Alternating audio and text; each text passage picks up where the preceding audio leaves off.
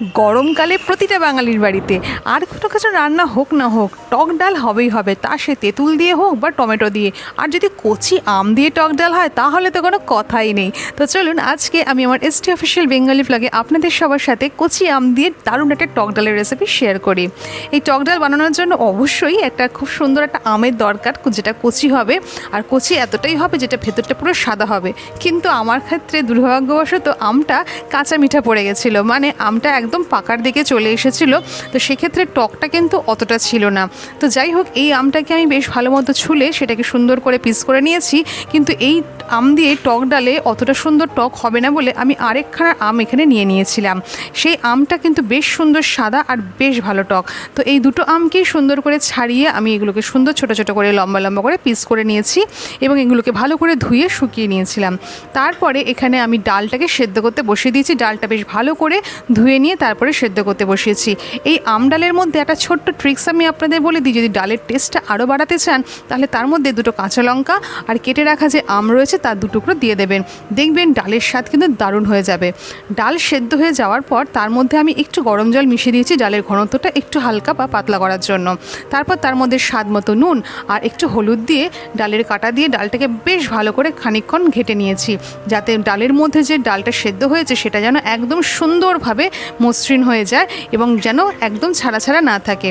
তো আমার এখানে ডালটা বেশ সুন্দর করে ঘাটা হয়ে গেছে। এটা প্রায় 2 থেকে 3 মিনিট মতো ঘেটে নিয়েছি। আপনাদের কাছে যদি ডালের কাটা থাকে তো অবশ্যই ডালের কাটা দিয়ে করবেন, বা না থাকলে আপনারা যে বাড়িতে হুইস্কারগুলো থাকে সেটা দিয়েও করতে পারেন, কোনো অসুবিধা নেই। তো অন্যদিকে আমি কড়াইতে সর্ষের তেল গরম করতে বসিয়ে দিয়েছি এবং তার মধ্যে 3খানা শুকনো লঙ্কা ফাটিয়ে দিয়েছি আর হাফ চামচ মতো কালো সর্ষে দিয়ে দিয়েছি। এই রান্নাটা কিন্তু অবশ্যই সর্ষের তেলে করবেন, সাদা তেল দিলে কিন্তু সেই স্বাদটা আসবে না। তো আমার এখানে ফোড়নটা যখন ভাজা ভাজা হয়ে যাবে তারপরে ধুয়ে রাখা যে আমগুলো রয়েছে সেই আমগুলো এর মধ্যে দিয়ে দেবো। আমগুলো দিয়ে ভালো করে একটু ভাজা ভাজা করতে হবে। অনেকেই আছেন যারা ডাল আর আম একসাথে সেদ্ধ করে তারপর তার মধ্যে ফোড়ন দিয়ে দেন, সেইভাবে টক ডাল করেন। কিন্তু তাতে কি হয়, আমগুলো এতটাই গলে যায় যে খাবার সময় সেই আমগুলো আর পাতে পাওয়া যায় না। তো আম পুরো ডালের সাথে একদম গলে হালুয়া হয়ে যায়। কিন্তু এইভাবে যদি রান্না করেন তাহলে বেশ আম ডালের মধ্যে হালকা হালকা গলেও যাবে, আবার কিছুটা পাতের মধ্যেও পড়বে, বেশ চাকা চাকা ভালো লাগবে দেখতে, আর খেতেও হবে দুর্দান্ত। তো আমার এখানে আমগুলো বেশ ভালো মতো ভাজা ভাজা হয়ে এসছে। এরপর আমি যে ডালটা সেদ্ধ করে রেখেছিলাম সেই ডালটা এর মধ্যে মিশিয়ে দেবো। এবার এই ডাল আর আমকে ফুটতে দেবো প্রায় মিনিট 5 থেকে 7 মতো। এই মিনিট 7 এই ডালটা যখন ফুটবে তখন দেখবেন বেশ কয়েকটা আম কিন্তু এর মধ্যে বেশ গলে গেছে এবং গলে গিয়ে ডালের ঘনত্বটা কিন্তু বেশ ভালো সুন্দর হয়ে গেছে। আরেকটা জিনিস যেটা অবশ্যই আপনাদের বলে রাখি, এই টক ডাল করতে গেলে কিন্তু আরেকটা জিনিস খুব ভালো মতো খেয়াল রাখতে হবে, সেটা হচ্ছে চিনির পরিমাণটা। আম যত বেশি টক হবে চিনির পরিমাণটা সেই হিসেবে বাড়িয়ে দিতে হবে। তো আমার এখানে আমটা যেটা দ্বিতীয়টা দিয়েছিলাম সেটা কিন্তু বেশ ভালো টক ছিল। তো তার জন্য আমাকে এখানে 3টে টেবিল চামচ চিনি এখানে অ্যাড করতে হয়েছে টকটাকে ব্যালেন্স করার জন্য। তো সেক্ষেত্রে দেখুন এখানে আমার চিনি দেওয়ার পরে ডালটা সুন্দর এখানে বেশ গলে গেছে, আমগুলোও হয়ে গেছে। তো ডাল ফুটে গেছে, বাট আমি ডালটাকে নামিয়ে দিয়েছি। আর আপনারা দেখতেই পাচ্ছেন ডালের ঘনত্বটা একদম অ্যাকিউরেট হয়েছে, যেরকমটা আমরা খেয়ে থাকি, না বেশি পাতলা আর না বেশি একদম ঘন। বেশ সুন্দর কিছু আম গলে গেছে আর বেশ কিছু আম এখানে চাকা চাকা রয়েছে, যেটা দেখতে এবং খেতে দুটোই ভীষণ ভালো লাগবে।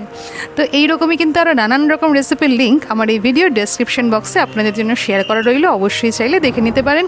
আর যারা এখনও পর্যন্ত আমার চ্যানেলটাকে সাবস্ক্রাইব করেননি তাদের কাছে রিকোয়েস্ট আমার চ্যানেলটাই কিন্তু অবশ্যই সাবস্ক্রাইব করে নেবেন। ফেসবুকের বন্ধুদের কাছে রিকোয়েস্ট আমার পেজটাকে অবশ্যই ফলো করে নিও। আর কেমন লাগলো আজকের এই টক ডালের রেসিপি সেটা কিন্তু আমাকে এই কমেন্ট বক্সে লিখে জানাতে একদম ভুলবে না। আমি ভীষণ ভীষণ ভালোবাসি তোমাদের কমেন্টগুলো পড়তে, আর চেষ্টা করি প্রত্যেকটা কমেন্টে রিপ্লাই করতে বা রিঅ্যাক্ট করতে। সাথে তো কেমন লাগলো আমাকে কিন্তু জানাবে, আর ভালো লাগলো অবশ্যই লাইক করবে। আর আরও যাতে এই ভিডিওগুলো লোকেরা দেখতে পায় সেই জন্য এই ভিডিওটাকে অবশ্যই আরও শেয়ার করতে কিন্তু ভুলবে না। গরমের দিনে এই টক ডালের সাথে যদি নিরামিষের দিন হয় তাহলে শুধু আলু ভাতে বা আলু ভাজা কিংবা একটু বেগুন ভাজা হলে একদম জমে যায়। আর আমিষের দিনে তো যেটা খুশি সেটা দিয়েই খাওয়া যায়। তা কেমন লাগলো তোমাদের সেটা আমাকে তো জানিও। তোমরা কী খেতে ভালোবাসো টক ডালের সাথে সেটাও জানিও। আজকের মতো আসি, দেখাবো অন্য একটা ভিডিও নিয়ে। টাটা।